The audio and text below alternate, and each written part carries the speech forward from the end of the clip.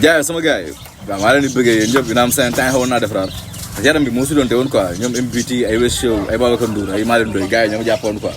tu vois mais dem naa sama maam yi ba ñu bàyyi ma léegi ma bëgg a waxee mooy maam tey BMJ maa ngi ñëw ci album bi mais damay dem si interview jël si quelques séquences quoi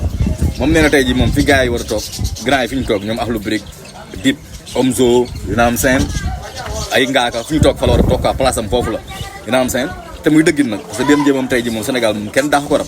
waaw ku bëri la ku bu doon lamb ku bëri ak moom da nga ko ragal mais amul dara lu muy prouver quoi tu vois ne mais par signe de respect sax la waxee parce que mu jox grand yi mais man c'est que BMJ lu muy waxee nii mooy grand yi son yi ñuy def nii ay ngaaka Akhlou Brick ak ay Omzo moom son yooyu dawul yaram moom quoi tu vois parce que jàpp na gars yi seen son yi jamonoy pencam 3 la quoi mais moom mooy mag buk maanaam gars yi bëri bi ñuy bëri dafa yàgg quoi te table bi ñu toog na fa toog te loolu par respect la de mais BMJ du yem pour toog fa bu fa toogee day bëmax grand yi seen siège yi ñu toog lay bëmax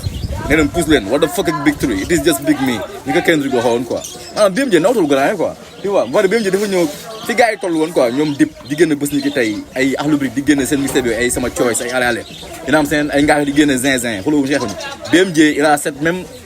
maanaam cette même envie boobu la am quoi dafa ñëw pour lekk lépp tu vois envie boobu la am pour jëlee fi grand yi bousculer hiérarchie bi te man c'est que il va le faire quoi parce que vraiment il est l'un des rares rappeurs qui fait du rap quoi moom fu ne nii BMJ ba déglu